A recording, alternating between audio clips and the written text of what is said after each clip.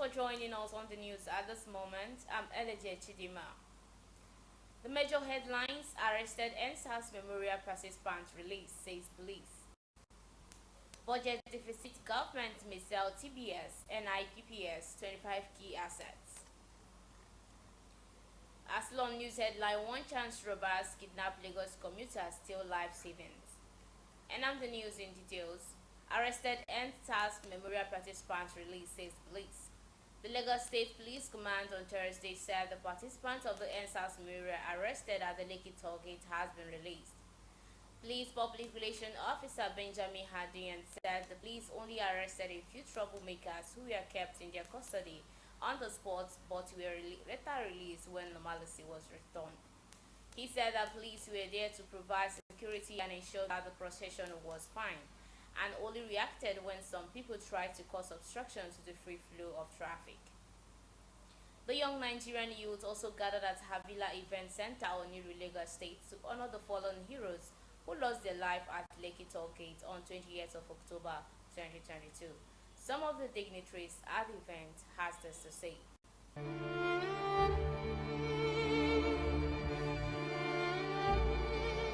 Shey na like this we go dey day. Shey na like this we go dey day. We will not have been scapegoats in our own country if we have a system that is working for us. People have died. People are still dying. A lot of things have been destroyed because it is either we have rulers in our system that are adamant to our cries, that led to something that has left a mark that will never be forgotten in the history of this country. I am so grateful for this time because it is election time. Who are the people we are voting for? What makes a difference among them? Can they solve the problem that we are faced with? Can we have a Nigeria where a nobody can become somebody without knowing anybody? This is a day where we are actually having sober reflection. We've gone out to protest, we've gone out to spoken, we seek for justice, a judicial panel set up. And what is the key problem? The mantra of the police is your friend. But when you look closely, there seems to be an opaque and a complete disconnect between the citizens of this country and the military and the police. And I ask myself, could this be the reason? Could this be the missing bridge? Now, if we actually look at administrations, regimes that have come and gone in this country, the problem is always the same. Do you agree with me? The problem is always the same. We had police brutality in the time of Jonathan. During Obasanjo, it was there. This is Buhari. So what we should start talking about is, are we going to still continue like this in the next election, in the next administration to say? We know say that they hang people for SARS. Boys don't go. I say one or two guys for here don't experience that. They hang people for SARS. I cried today. I am still crying, and I'm not too keen on having a child because why should I bring somebody here, man? Like, I want me and the guy to fight, saying that I'm not going to, like, they are not even encouraging us to have a future. I cannot be silent in the face of injustice. Tinubu, Sanwo-Olu and all these niggas. Where I said fuck it, I say fuck it to them. So thank you to the organizers. Akinwumi Braithwaite. We still see the sad brutality of the law enforcement who sometimes you might want to say are not the friends of the people.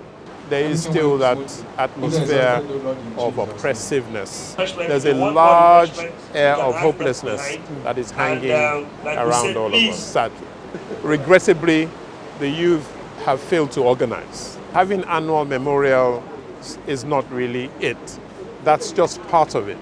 What really needs to happen is that the youth by now should have become organized, and they need to get it into their heads that they need to organize politically. That is the only way you can make real change happen. That's the only way you can make decisions that favor your interests. So yes, they need to learn that lesson. Let's join hands together. Let's do the needful in 2023 and make sure that we get it right. If we vote with our hearts and our heads and not with the stomach infrastructure, then the youths have the power to change this country. The power is with the youth, not with the adults. And I hope all goes well. I'm for peace, okay? I think Endsars made the point and they made the impression. Endsars affected even me being in this country, back in this country today. That's how powerful that is. In terms of reconciliation, the answer is yes. They should set up the committees, but with the right people who are open to dialogue. I think the reason why is if you cannot reconcile is because the two parties have not been able to come to that reconciliation point. And that can only come from meaningful dialogue. Let's put it all on the table. What is the ask? What are we trying to reconcile? And I'm sure that if we put our minds to it, yes, peace is possible. Can you mention him to the camera? My name is Kola Akinwale. Please hug your fellow person by the side, holding my neck and say, the people we lost are heroes. The people we lost are heroes. They will forever be remembered. They will forever be remembered in Nigeria, outside the country, in all the states. It shall come a time that their statue will be erected across the country, and they will have a place in history. And never again, never again, never again shall we lose young people to police brutality. And never again shall we have police brutality enough in Nigeria. Never again. Everybody shout justice! Everybody shout justice! Everybody shout justice!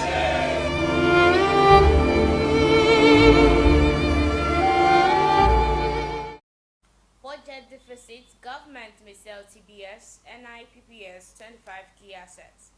Amid Nigerian fiscal crisis, the federal government is compiling the list of assets that will be either sold or auctioned to fund the 2023 budget deficit of 10.7 trillion naira.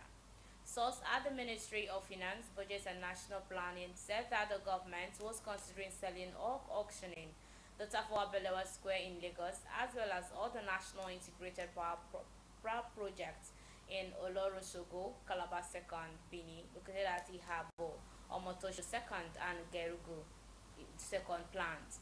The government is also planning to sell auction all the hydropower plants across the country, including Oyan, Lower Usuman, Katsina Ala, and Giri plants. More than 25 of each project will be turned into active assets that will be generating money in some ways to the federal government. Some of them will be offered to investors for equity, while others will be totally sold to reduce waste. The government is also eyeing revenue from Calabar and Kano Free Zone, as well as Abuja Water Board, Aluminium Smelter Company of Nigeria, National Film Corporation, National Theatre, and Lagos International Trade Fair. The government is also planning to relinquish the ownership of some of the basin authorities and hand them over to private sectors to manage. However, sources said they could either be sold or auctioned, depending on the preference of the core investors.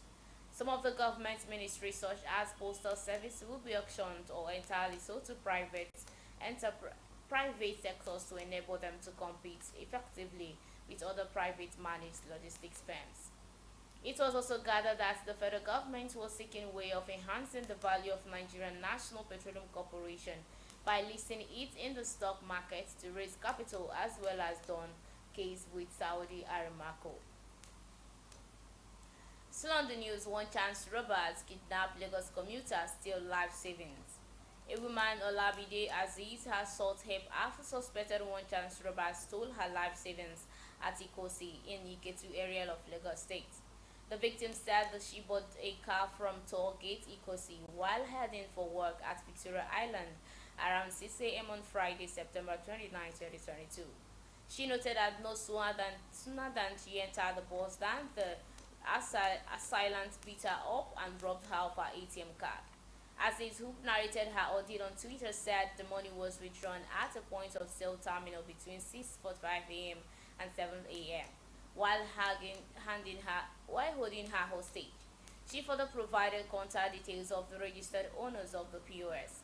The State Police Public Relations Officer Benjamin Hadiyan, who when contacted, said state laws forbade the police from tracking people's bank accounts without the consent of their lawyers.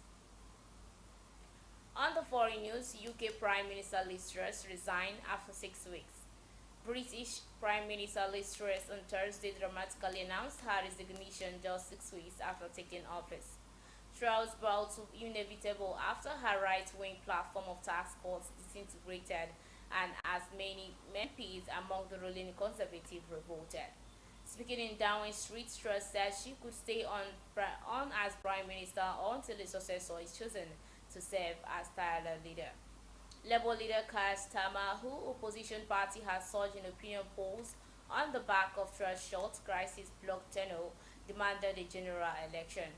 The end for Truss came after Keir Minister resigned and many prime ministers rebelled over an important vote in a chaotic scene at the House of Commons last Wednesday. By Thursday morning, more than a dozen Conservative prime ministers had publicly urged Truss to resign after her tax-cutting plans caused a market meltdown during an already severe cost of living crisis. Many more were reported to have submitted letters to Brand calling for her to be removed, although party rules could have forbidden another leadership campaign for 12 months. And that's all we have at this moment. I'm Elede Chidema. For more information, visit our via social media platforms on Facebook, Instagram, at The Gallery TV. Thanks for watching.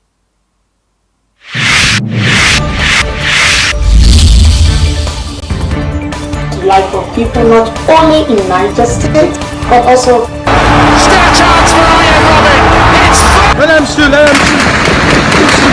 No problem.